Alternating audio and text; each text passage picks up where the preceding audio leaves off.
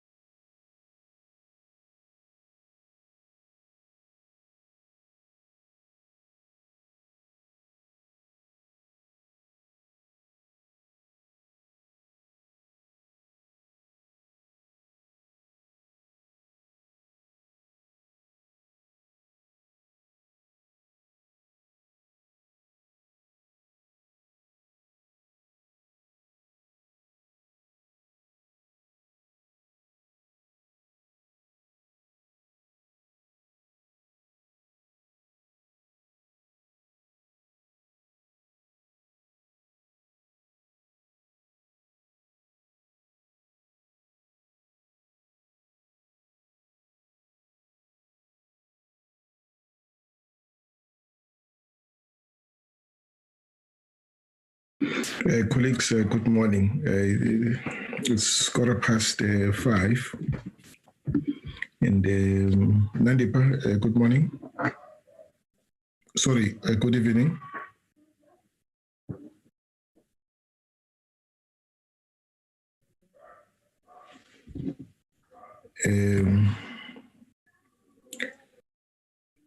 Nandipa?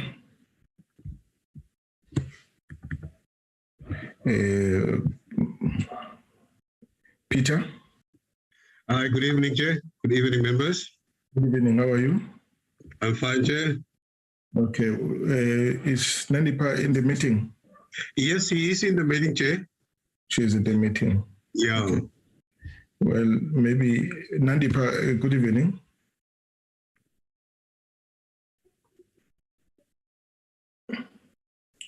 Nandipa?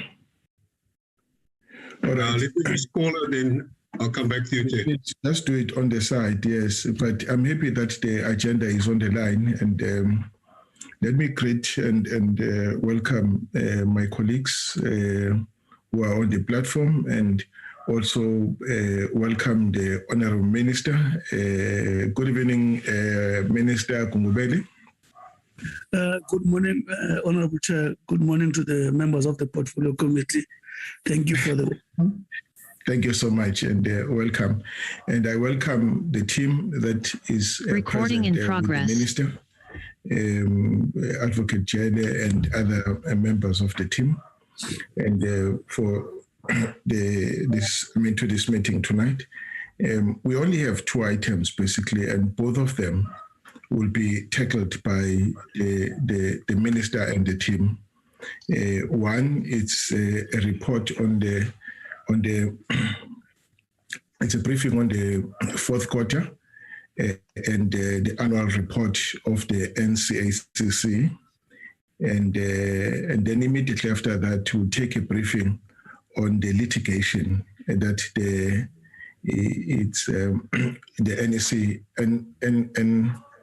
NCACC briefed us about, which impacts on its operations.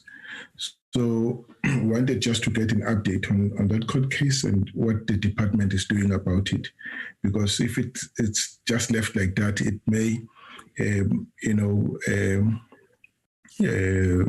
impact negatively on how the committee, the NCACC does its work.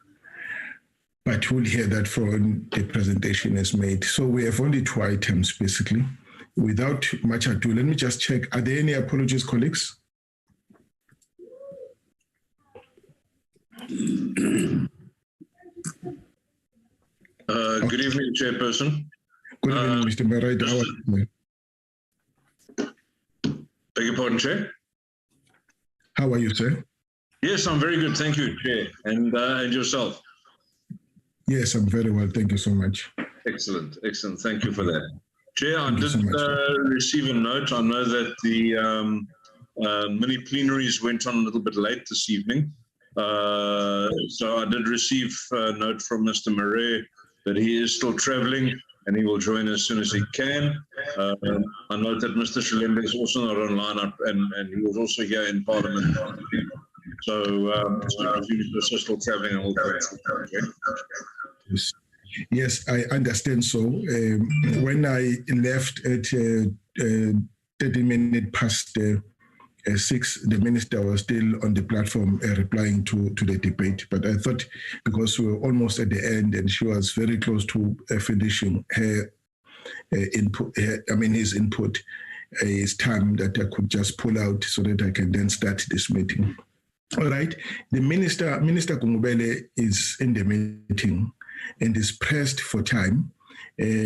She runs there are 5 departments under him, and so understand how much work that she has to do to satisfy all the oversight committees that are in his environment. So I appreciate, Minister, that you took out time to be here in physically. But let me just say this before I ask you to address the meeting. We have taken a decision, understanding that ministers are almost busy, and this is not the only committee that they account to, that we would appreciate to have the minister at least to come and present the fourth quarter together with the annual report. For the in-year monitoring of the work of the NCACC, it would suffice to have the advocate Jelle to come and take us through. So we think this is a very is the most important period for us, in that this is possibly the only time in a year that we'll have an interaction with you. Of course, if matters arise that require your attention, we've agreed that we'll invite you to come and share information with the committee on those matters that the committee wants you to share in your input with. So with that understanding, this is very critical. So members would want to satisfy themselves in their interaction with you today. Now, colleagues, without wasting time, so that we don't put further pressure on the minister. And Minister, I welcome you, and it's the opportunity to take us through your presentation, your briefing on the fourth quarter, together with the annual report. Thank you so much. Good evening, Honorable Chair, Honorable Tawa, Honorable members of the Portfolio Committee. I appreciate your considerate understanding of the situation in which one finds himself, and I must thank you for that. And I also thank the leadership of the committee for understanding that it might not be possible to attend all the meetings. Had it not been this position, even on this one, because of my exhaustion, I wouldn't have come. But because I understand the importance of the productive relationship between us and this committee, and having been a parliamentarian for quite a long time, and I feel honored to have this opportunity. Having said that, Honorable Klaba, and having also informed you how tired I am, I'm going to introduce Advocate Jelle to run through. I'm prepared to interact with the committee. He will be dealing with the annual report, as you have stated, including quarter 4. Of course, the later deal with the open secret case and the international. If you so allow me, Advocate Honorable Klaba, can I ask Advocate Jelle to take us through? Thank you so much. Over to Advocate Jelle. Good evening, Chair and members of the committee. I also appreciate and thank you for the opportunity to be able to address you, especially today. I'm actually alongside the chairperson of the NCACC. It pleases me that he could make it despite the pressures that he actually has. Without further ado, I would ask then that the first slide be floated so that we can deal with the matters that are currently at hand. Can we have the next slide? Next, please. I take it the committee is somehow now used to us actually presenting as per when we actually been called to do that, which is in line with the oversight role of the committee. We do this when we're invited, and when we actually do that, we do that understanding that the reports that we present to the committee would have been tabled and actually published in the ATC system of Parliament. We take it that that still stands, and we shall continue so unless advised otherwise by the committee going forward. Next, please. I think we've covered this in the past. I will actually just glance over this just to indicate that this is a committee as we have for 2021, which is also for the period under review. Mr. Gungwele was appointed on the 15th of November, 2021. The committee would recall that we were actually under the stewardship for quite some time of the deputy chairperson, who was then acting chair, and that is Minister Lamula. Minister Modise and Minister Gungwele were appointed at the same time by the president after the vacancies that actually had occurred, partly because of the changes in the officials. Next, please. I think this would just serve as a reminder that the NCACC is a cabinet committee sui generis, and it is essentially the decision maker, if one could call them that.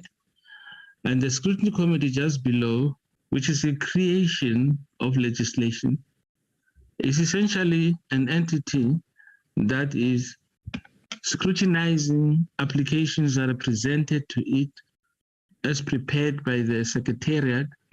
These applications consist of contracting permits, import permits, export permits. The Scrutiny Committee establishes the eligibility of these committee applications to be approved using the criteria that is contained in the Act. And this is chaired by Ambassador Kuchu.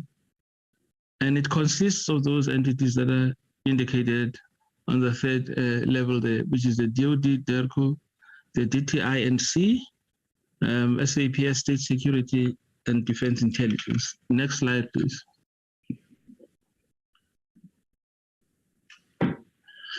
We actually present to this Joint Standing Committee as prescribed in terms of the NCACC Act, Section 23, where there is a requirement that we do that. And the contents of that are actually, of the report that is, are actually regulated by Section 23(2).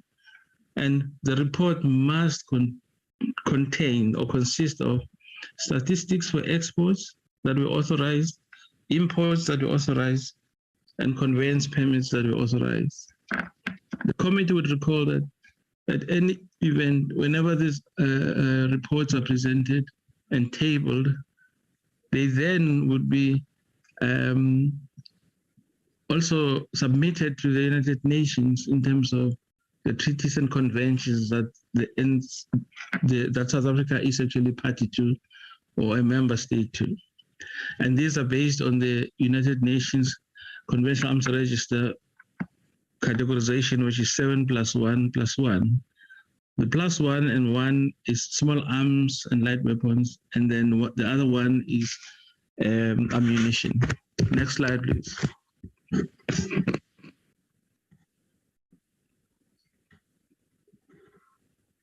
Next slide. Okay, again, this briefly is just a reminder that this is how we actually operate. There is a defense industry that is key. It consists of quite a number of entities.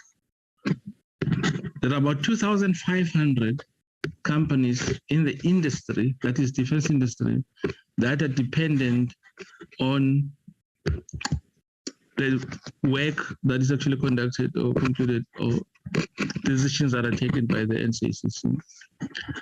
And it is a big industry that actually has got about, for now, at least 12,500 persons with a multiplier effect of 4.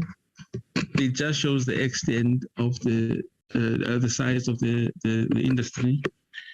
And it consists, amongst others, of such players as Paramount, Rheinmetall, Daniel Munitions, Riva, Reutech, Hensoldt, Damon, Thales, Twiga, and Sendok Austral.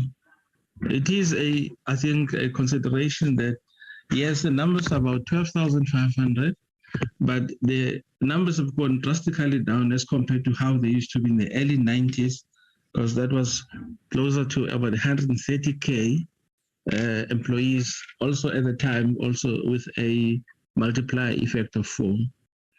The Secretariat, having prepared applications that it would have received from the defense industry, then prepares this and sends this up to the Scrutiny Committee for perusal and recommendation.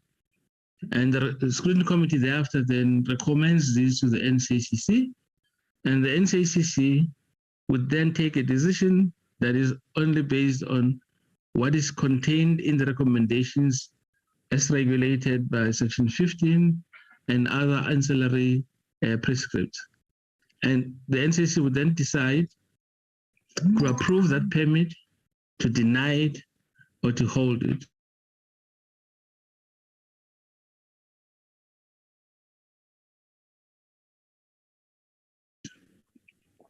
And in any of these things, that is, in the case of approvals, would then issue those permits as directed. Where there is a denial, would then actually inform the applicant what the outcome is. And this is a necessary aspect of what we need to do. Also in terms of the PAJA Act, that is just administrative action. Also, where there is a decision to hold the applications, we then would do that based on what the committee would have actually said. It's information that we either have to go and either clarify, correct, or source further in order for the application to enjoy consideration in the next iteration. Next slide, please.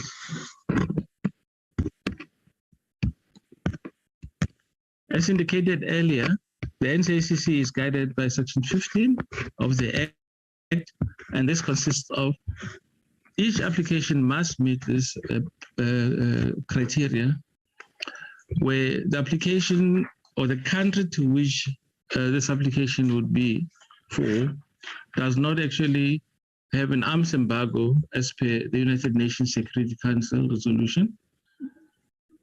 The NCACC would also consider the politics and human rights of that country concerned, and that would also be a determinant of whether the application could be approved or not.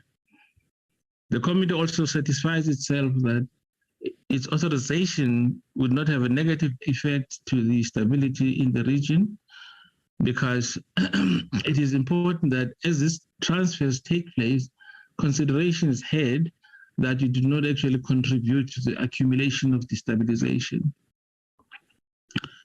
The committee also considers the risk of diversion. In the case of diversion or the risk of diversion, it must be patently stated what the risk is and also what mitigation strategies are in place. In the event there are no mitigation strategies in place, the committee, without doubt, actually recommends that the application should not be granted. The final aspect of what the committee then considers is what would the national interest be when considering its application for its approval? What would the security implications be? And also political and economic benefits for the country. Next, please. As per the invitation, I am now presenting the annual statistics for 2021. The committee would recall that in terms of Section 23(2), this is essentially what the Act says we ought to include in the report when we present to the committee. Therefore, in 2021, we had 134 registration applications that were authorized and 12 marketing permits, and the contracting permits that were authorized were about 140, and none were denied. And these had an accumulated value of 48.1 billion rands, and this was actually to 51 countries. As a subsequent action after contracting permits that are issued or authorized, the entities that would have applied would then go into production as per that contracting authorization in order to then be in a position to can export eventually. Therefore, exports for that year were 574 permits issued, and they had a value of 3.3 billion rands, and these were exports to 67 countries. Next, please.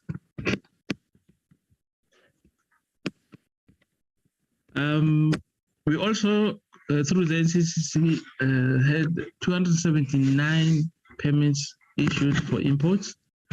The value of those imports were 121.1 million rands, and the importations were from 32 countries. As per the Act, Section 23.2, we also issued 2 conveyance permits, and these are permits that are issued to countries that are landlocked that would desire to use South African ports, and this would mean transiting through our area both in air or surface.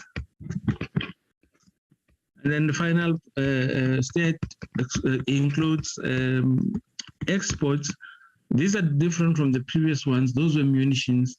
This is essentially what we call sensitive and very sensitive. It is mostly high-tech and what we call, IoT, Internet of Things. The number of permits issued here were 93 with a value of 214.6 million rands, and this was to 25 countries. Next slide, please. Committee, we've been actually held accountable essentially for Q1, Q2, and Q3. We've included this for completeness sake. I think glance just over these slides. If the committee so desires, I could be directed to stop, but essentially that is what we had for Q1 in terms of registrations, marketing, contracting, and export permits. Next slide, please. This was then the imports for the same period, Q1, conveyance as well as exports. Next slide, please. This then became Q2, 27 registrations, 2 contracting, 31 contracting, 2 marketing, and 137 export. Next slide, please. We then had 73 permits issued, then 1 conveyance, and then export for dual use and goods and technology was 37 permits. Next slide, please. For Q3, we also had the same stats. The following stats: 31 registrations, 4 marketing, number of permits authorized for contracting was 39, and exports 165. Next slide, please. This was imports, which was 86 permits issued, 1 conveyance, and then also 20 dual-use technology goods that were issued. Thank you. Next slide. Q4 is the one that we actually now are presenting for the first time to the committee. We received 29 applications for registration. The committee would recall that registration certificates or permits are essentially the license to trade. These are the ones that regulate where a person who comes off the street that wishes to partake in this industry would then apply. They would supply us with documentation as is required in terms of the regulations. And this process takes between 6 and 8 weeks because we also need to do background checks and do vetting of these companies. We issued 1 marketing permit. We then had 30 contracting permits issued. None were denied. And these had a quantum value of 1.5 million rands. And the contracting was with 20 countries. Exports, in this case being munitions, were 139 permits that were authorized by the NCACC with a total value almost of $1 billion. That's 964.7 million rands. And these were exports to 41 countries. Next slide, please.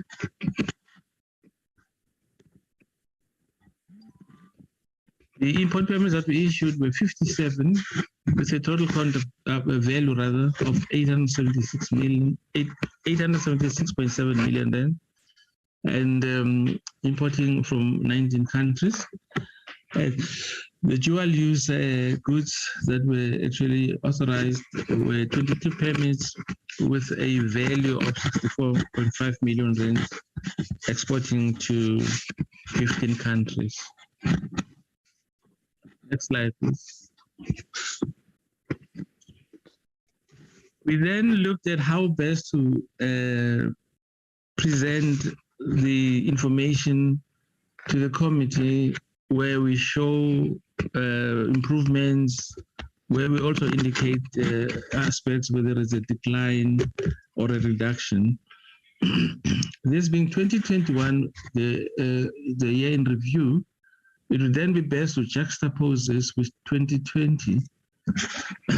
We therefore have, I think, a very good indicator that in 2021, we had a slight improvement as compared to 2020, where the export values were 3.3 billion as compared to 0.21 billion rands, which I think is a positive indicator, given that we were essentially at the not tail end of COVID-19, but I'd like to think we're still, within the throes, yet not as severe as it was in 2019. Next slide, please. We then took the quotas as was presented, Q1, 2, 3, and 4, and then expressed them against each other just to see which movements and which direction those movements were. So we've actually had for Q1 about 600.1 million rands, and I've actually represented this in black because it actually forms or creates a baseline for comparison. And we had a favorable Q2 that actually was almost twice as much as Q1, with about 1.021 billion rand from 137 permits.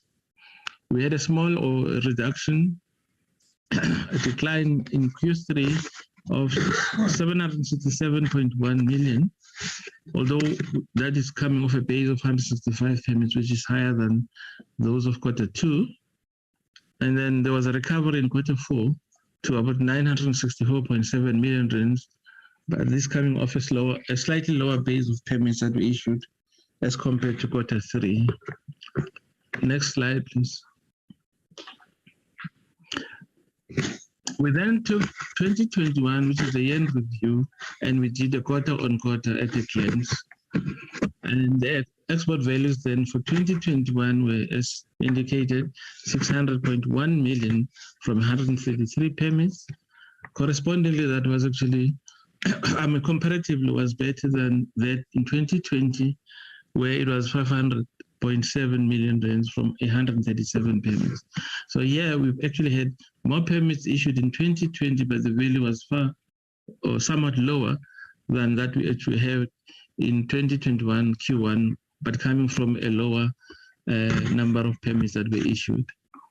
In Q2, we maintained the trend then of about 1 billion rands worth of exports from 37 permits that were issued, possibly this being pent-up energy as it relates to where we come from in terms of COVID. Compared to 2020, it is a favorable value. And then Q3 also was a very good one, which is 767.1 as compared to 740 in 2020, although this was coming off a smaller, slightly lower base of permits issued in 2021 as compared to 2020. And then we also had a slight decline in Q4 of 964.7 million rand as compared to 3.1 billion in terms of the export values of 2020. Next slide, please.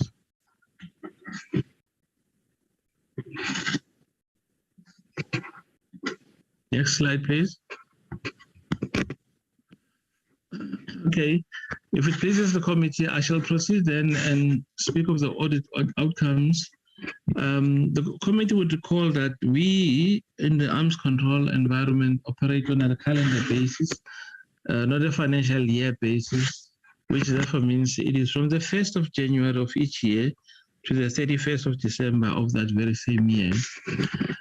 We've therefore had an earlier audit, especially this year, This in anticipation by the AG's office wanting to finish off quickly, also so that if there are any impediments that may arise because of the cases that are taking up of corona, that may result in either staff having to actually quarantine or rotate, that would have actually covered a lot of ground. But this is essentially how we are being audited, and I'm actually pleased to indicate that we've actually been given a clean bill of health. There are aspects that are raised in terms of the management report, but those actually are not escalated to the audit report. When our audit is actually finalized, it then awaits the departmental one to be completed in order for those then to be published in the annual reports of the department. Next slide, please. The committee would recall that there's been, or still is, an ongoing project on IT. It is continuing apace. As at the last time when we spoke, we were planning to actually go live like early in the year. We have gone live, but not officially. User acceptance testing has been done successfully. The systems are running parallel because we need to actually be able to do diagnostics and debugging. But we are not actually able to register on the new system. And what we do register, we do check and audit. It does appear on the old system. If we proceed along these lines, there must be a time where the old system gets shut and then we continue with the new system if the quality assurance indicates that we can actually do that. What I can point out here, committee, is that when we do that, because we have service level agreements which are actually running concurrently, 3 of them that support the old system, 2 of those will be able to be transferred on the new system, but a new one would need to be negotiated, and they could also come at a slightly higher cost in terms of maintaining the new system. We also have an issue or a matter of obsolescence that we have to deal with, given the length or the duration it has taken to actually get the system going. Next slide, please. Okay, this is the aspect that relates to the court case that the committee, I'd like to think, is aware of. The committee would recall that the matter was launched in June last year. It was the 15th rather, sorry, of June, when Open Secrets and the Lawyers for Human Rights had actually taken the NCACC to court. If it will help the committee to recall, the matter was essentially in 2 parts. The first part was to challenge the lawfulness of the decisions made by the NCACC to grant permits to transfer conventional arms to the Kingdom of Saudi Arabia and the UAE. And the indications in the first matter were that this is now an allegation by the applicant that the Kingdom of Saudi Arabia and the UAE had been accused of committing crimes against human rights in Yemen. Therefore, the first part was actually launched on an urgent basis to compel the first respondent, in this case being the chairperson of the NCACC, and the second respondent being the Minister of Defense, from issuing permits that would transfer conventional arms to the Kingdom of Saudi Arabia and the UAE. I think it's common cause that this matter was not defended adequately. With the result, we ended up with a default judgment. And that actually had quite severe, I think, negative outcomes. First being a cost order against the NCACC, but the other negative aspect being that when the NCACC was preparing to defend the matter, it was actually going to be on merits. But the fact that we were not actually there in time to defend resulted in a default judgment that then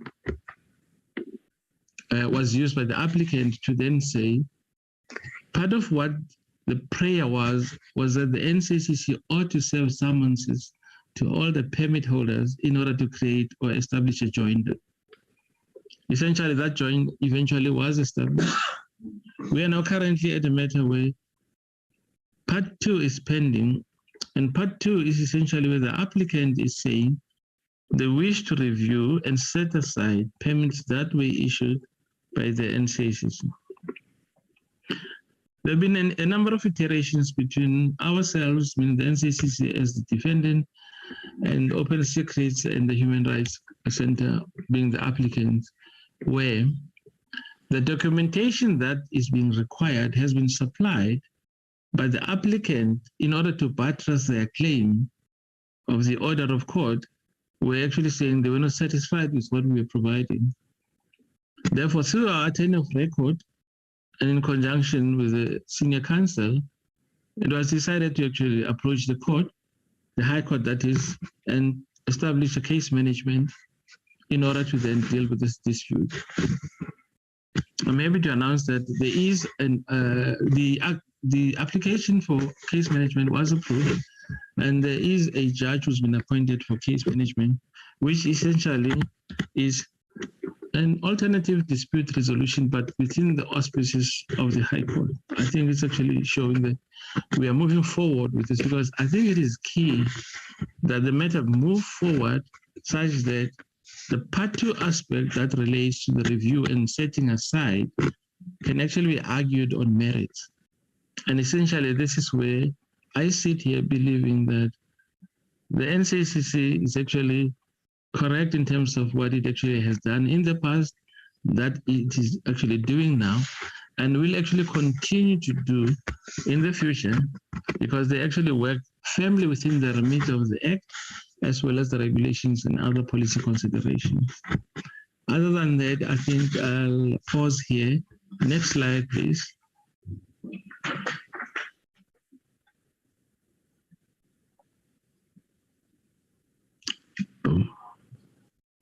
I think Next slide. the next slide is just really closing, but essentially that's about how far we can go. How far we can go as far as presenting to the committee today. I then hand over back to the chairperson of the NCACC. If it pleases the committee. Thank you so much, Minister. Thank you, Advocate Bella. And thank you again, Honorable Chair. Now we are awaiting the committee to interrupt the engage.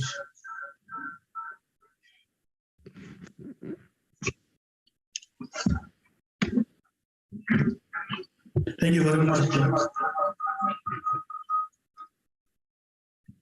Looks like the chair is muted.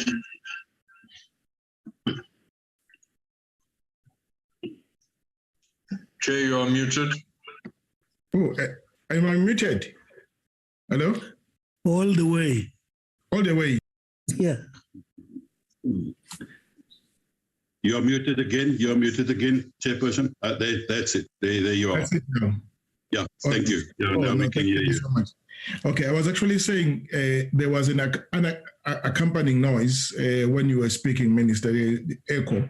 If you could just attend to that. I'm not too sure if the echo was on your side or on my side. It was on our side. It was on your side. No, it was on our side. We sorted it. Okay, that's fine. Thank you so much. Colleagues, the matters are on the table. I now open it up for the discussion. I'm not too sure, Minister, there was just one slide missing. I think it was missing. And you gave us the export values at a glance for the year. And you even compare it to how we fared in the last year. And but I did not see the import values at a glance for the year and the comparative values for the previous what you call financial year. So if you could just help us with that information, it may not be today, maybe at some other point. Colleagues, over to you. Colleagues, I suffer from the problem of, I'm unable to see the hands. You will understand my problem. Let me just take down the names. And that's Mare and Ryder. That's Mare and Honorable Ryder. Okay, so those are the two hands. And Lehuase. Okay, thank you so much. All right, in that order, Mare, Ryder, Mr. Ryder, and Ms. Lehuase. Thank you very much, Chair. My apologies for joining late. I was on my way from Cape Town. Thank you very much for the presentation. Much appreciated. I was never in doubt that the NCACC has followed the legal processes and the routes. And thank you for the feedback with regards to the court application.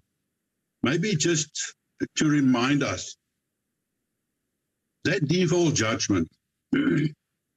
Why did that happen? Why were you not aware of the application, or why was the decision taken not to defend that? Because we are now seeing the consequences of not defending it at that stage. We know that there was a full year until beginning of this year that no permits was issued for Saudi Arabia, UAE, and also Turkey. So that had a huge effect on the South African defence industry. And I just wanted to know there, why did that happen? How did that slip through the cracks? And who's been held accountable and responsible for that? Because that's not only a problem for government and for us, but most certainly for the industry, which has suffered. So just give us that information again. And then secondly, I just want to ask, I came in when you gave the export figures and comparable figures. What was the effect of the past year that no exports to those three countries? And we know that's the bulk of our export market goes through those countries. What was the effect of no exports, first of all? Secondly, did you proceed through that whole process to consider and issue permits, although it was not allowed to be exported? Can you maybe just give us information in that regard? Because it seems like there was, from your figures, that there was no stop in between, and we know that there was about a 12-month period that no exports could take place. Chairperson, just for the first round, maybe I'll have some questions afterwards, but that'll be for now. Thank you. Okay. No, thank you so much. Mr. Ryder? Thank you very much, Chairperson and Minister. Thank you. Sorry, I'm looking all windswept and interesting now that I turn the screen on, but that's Cape Town for you. Yeah, thanks, Advocate, for the presentation. I've got a few questions, if I may. The first one relates to the digital permit processing platform.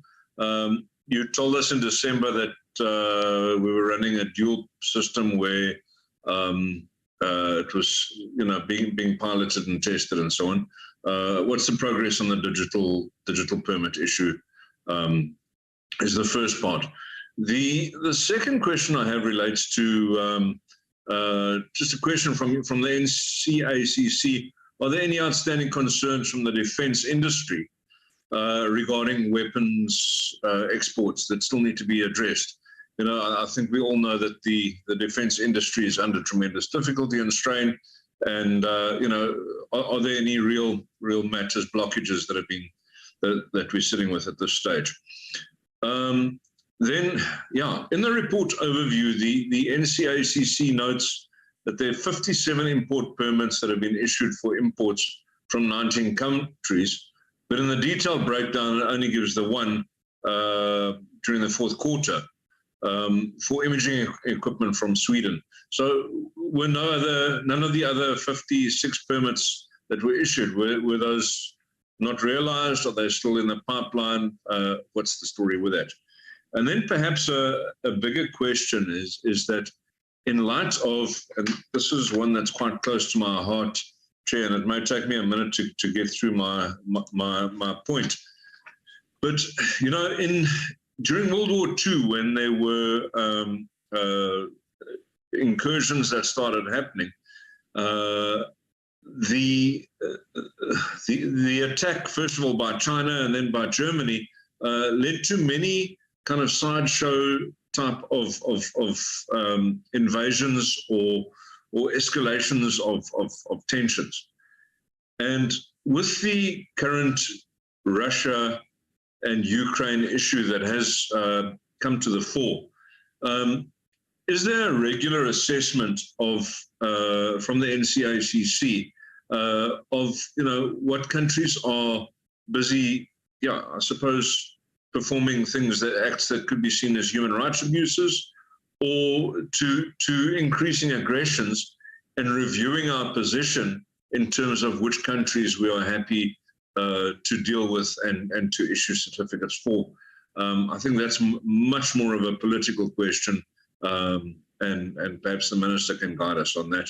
What's the process for reviewing? How often do we sit and discuss and review? Thank you very much, Chair, for the opportunity. Thank you very much, Mr. Reiter.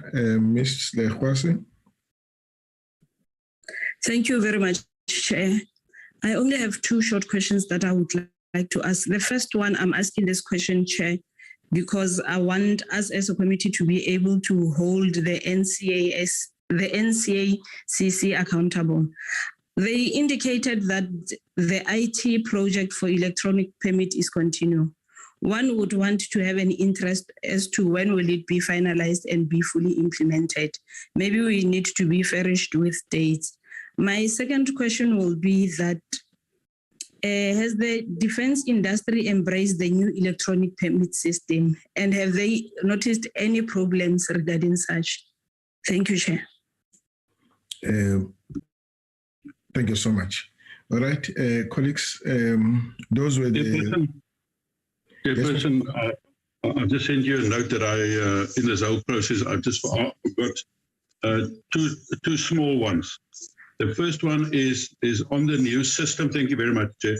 On the new system that was mentioned, whether they will be able to either give us a graphic examples of how that system works, or whether at the next meeting, whether they can just give us an not a real transaction, because we know that that's confidential information, but that we can just see for ourselves how it works and how the applications work, and whether that will be in the interest of the defense industry and the exports.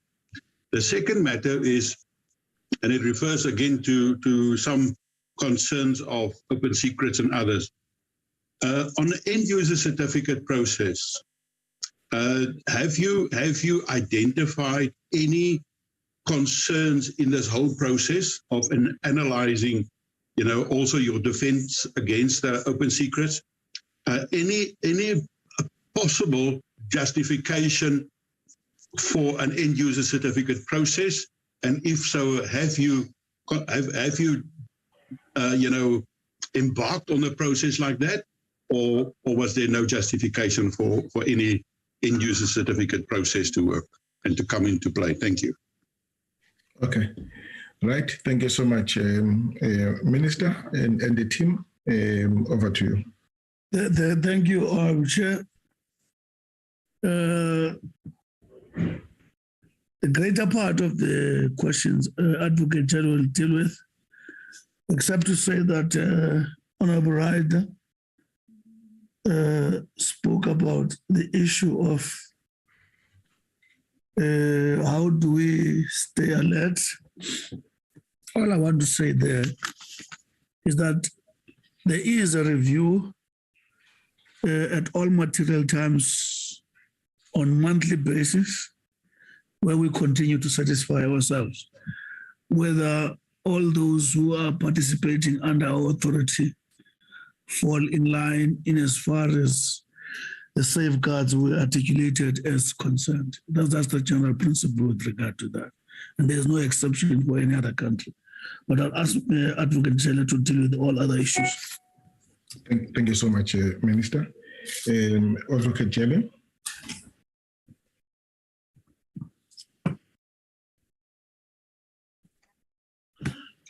Thank you, Chairperson and members of the committee. I shall attempt to respond to all the questions as were asked, perhaps in no particular order. And in the event I've left others or something out, I think I will ask the committee to actually remind me. There was a question that was actually asked regarding the IT system, whether other concerns that are emanating from industry as far as the IT system is concerned. I think in the slide that I presented, I did indicate that we have gone live, but we actually have not announced a go live because the system is currently still at the diagnostic phase. But I also added to say, we are now registering applications that are coming from the very same applicants, no longer on the old system, but on the new system. And we then conduct audits because we're running the systems parallel. We then can actually see that that which we load on the new system is properly reflected and is also not lost or misaccounted for in the old system, because essentially the old system still has quite a lot of information which is key and critical for us actually going forward. Even when we take it offline, it will still be a useful system in order to archive or to actually be in a position to can archive. Now, I think it was Memli Khwasa who was actually asking, this IT system has been going on, and what it is that actually we can say are concerns emanating from the industry.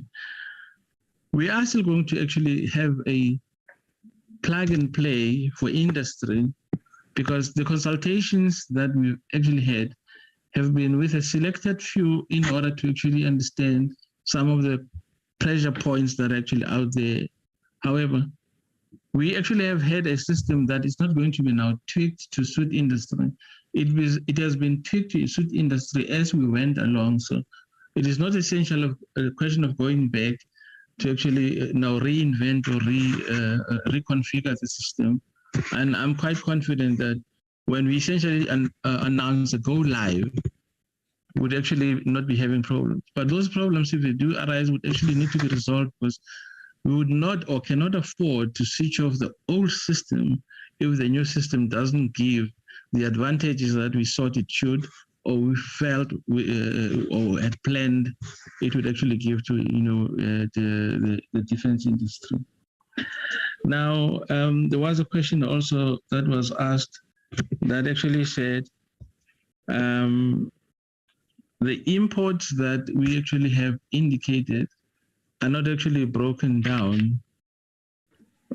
Both in terms of imports and exports, there are others that would not actually be broken down, but we can actually go back and check those that essentially needed to be broken down in order to create visibility, and that actually can be done in writing. Okay, that's right. The key feature of our reports committee, I've indicated in the past that the contracting permits are essentially indicative authorizations, whereas exports are actually actuals. In other words, it is that which was not only authorized, but authorized and eventually exported. In other words, it did leave the shores, because every time there is an export that takes place, a delivery verification certificate is issued at the point of exit that then reverts back to the NCACC, because the exporter is bound by the regulations to report that within 14 days. That is key both for customs, but also for our own statistics to actually say the permit that was issued was actually effected in that the goods that were exported eventually did leave and were actually accounted for as having left the shores of our country. I'm not too sure if I've left other questions unanswered. Yes, there was a question that Mr. Mare asked on the litigation. Litigation, correct. Oh, yes. The matter was brought to our attention on the 15th of June. And the day following was essentially a holiday. It is Youth Day. And the summonses were delivered on that very day, but they also included a set down, meaning a motion of set down. Now, aspects regarding briefing do not reside with the NCACC, they reside with the Department of Defense. So I, as head of secretariat, sprang into action and contacted, amongst others, the SecDef in order to ensure that we can enter a plea, because it was very important that we actually do that. We also anticipated that this could also be, I don't want to call it an ambush, but a tactic that the applicant would use to actually launch a matter on the eve of a holiday in order to stifle us actually having to plea. Yes, there has been a problem inside defense legal system in terms of lodging the plea in time, because it also meant they needed to actually get an attorney of record as well as proceed with entering the plea. As far as I'm aware, I am aware that there are processes internally to investigate why we actually did not defend the matter effectively, especially as far as part 1 is concerned, because it has actually caused the NCACC to operate very much on a negative basis, in that because of the cost order, whenever there is actually a dispute between ourselves and the applicant seeks to actually have the first and the second respondent cited for contempt of court. And that is actually not a favorable aspect to actually have our principals being subjected to the pain of arrest, rather, when actually there is a dispute that actually arises between the applicant and the defendant. So I am aware that there are processes internally to see what could have been done, why was it done, and why did we end up here. And I'd like to think within the Department of Defense, they would then take the process forward in terms of finding those that are liable for this to actually account. So it was an unopposed motion on the 15th. It was. That is why then, because the motion of set down was 2 days later than the summons is being served. And because of a non-appearance, you then had a default judgment. And now, so the default judgment, how has that affected the authorized exports permits to Saudi Arabia and UAE from the date of the judgment? If I may respond, Chairperson, it has not. I think the question that was asked as well was whether, because of the court action, what was the impact that was there negatively on industry because of what is purported or thought to be applications that were actually held back and not approved. The industry can attest to this as well. The committee considered all applications for Saudi Arabia and the UAE for category C up to category G. It was category A and B that were held back at the time because we wanted also to satisfy ourselves on the aspects of that risk of diversion and what plans are in place in terms of mitigating against that risk. And when the committee was satisfied that there actually is a plan in place and we can mitigate against it, approvals actually were given. That is why we had a spike in quarter 3 and 4 in terms of what was then exported, because it was the category A and B essentially that were held back at the time.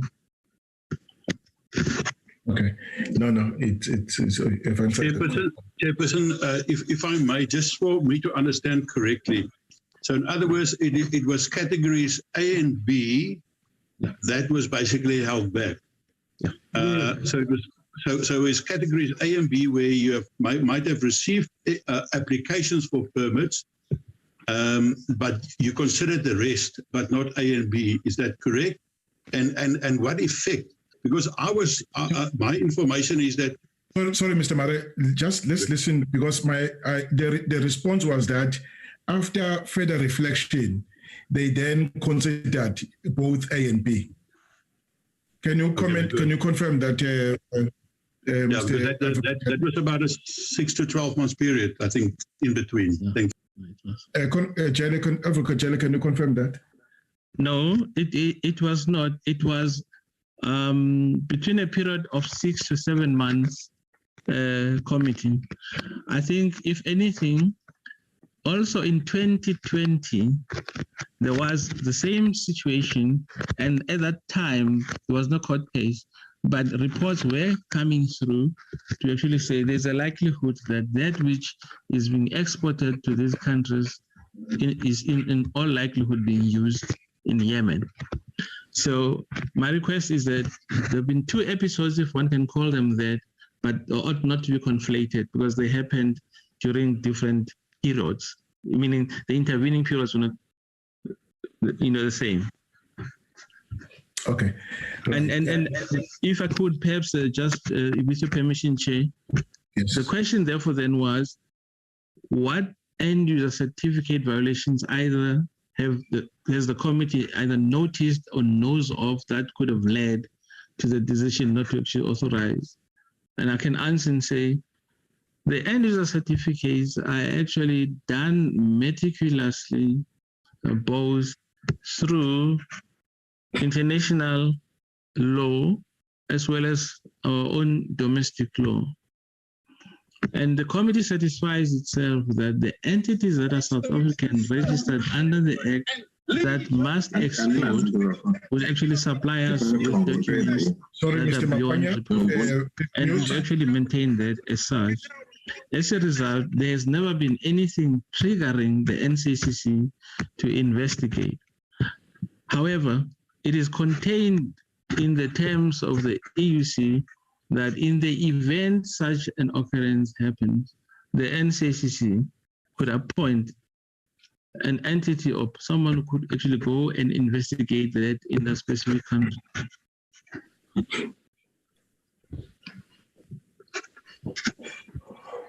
Are you done? I'm done. I'm done, Chair. All right, colleagues. So yes, I think that was the explanation. I think we thank you very much for all the explanations given tonight. Colleagues, I think we can then close this item, but we would ask the minister to wind up, and but for me is to thank him for his attendance tonight, and that at the end of his concluding remarks, he is free to leave the platform, himself and the team. Over to you, Minister. Thank you, Honorable Chair. Thank you, honorable members, for the engagement, hoping that there have been useful engagements. We just want to reassure the committee we will always use these processes to make sure that our country stays within the laws, be they international and domestic. At the same time, make sure that we balance that with the economic interests of our industries to the extent that they offer jobs and also have downward and upstreams in actually contributing to the advancement of our economy. I hope that makes sense. Thank you very much for the opportunity, Chair. Thank you very much, Minister and colleagues. I think the Minister and the team are now free to leave the platform. Can then colleagues move to the next item, that being the last item for the day, the minutes, consideration and adoption of the minutes. How many sets? One or two, Nandipa? We have 2 sets, Chair. Sets. Okay. So these are the minutes of the 21st of April. It's feedback on the investigation into food-related challenge in Mozambique, and we also considered the deployment letters. This was the attendance on the day. Finish the attendance. Right, we go to page 2 of the minutes. Any corrections, colleagues? Move to page 3 of the minutes. Any corrections? We move to page 4. Page 4 of the minutes. Any corrections? We move to page 5.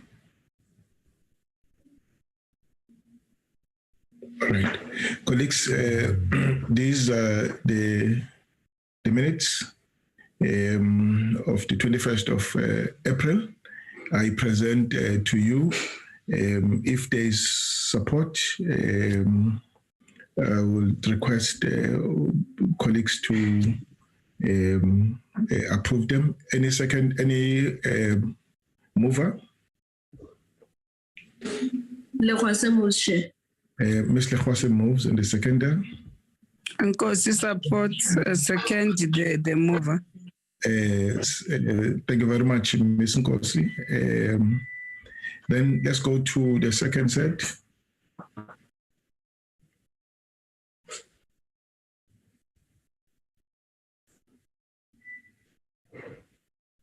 You're going to have an early rise today. The day was too long.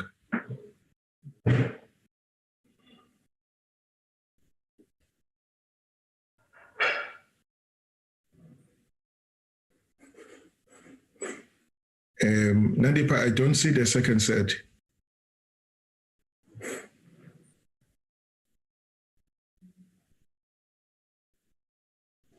Okay. I'm struggling a bit. I'll share it now, Chair. Okay.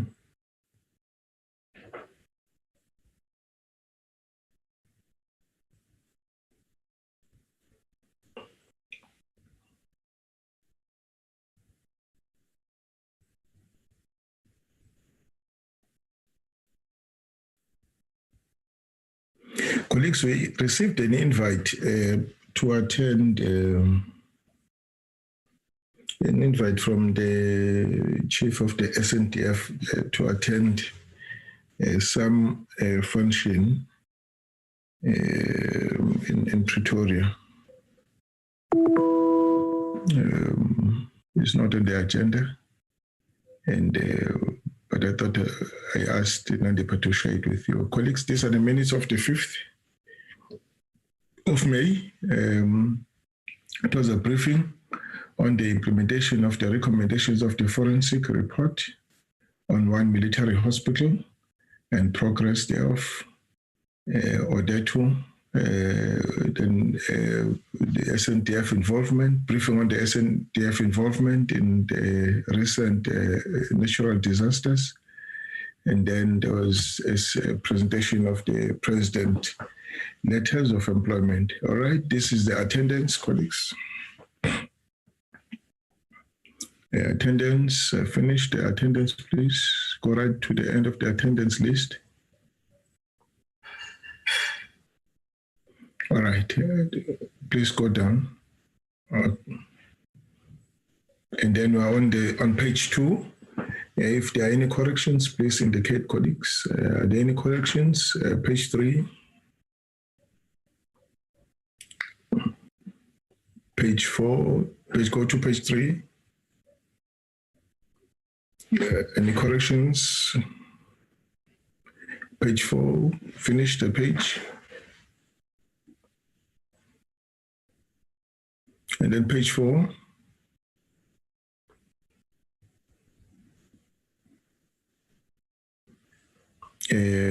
Just go down to the last page.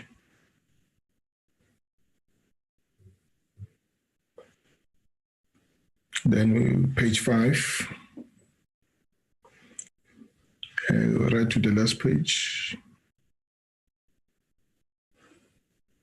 And then okay, this is the last page. Colleagues, I present the minutes to you. Are they a true reflection?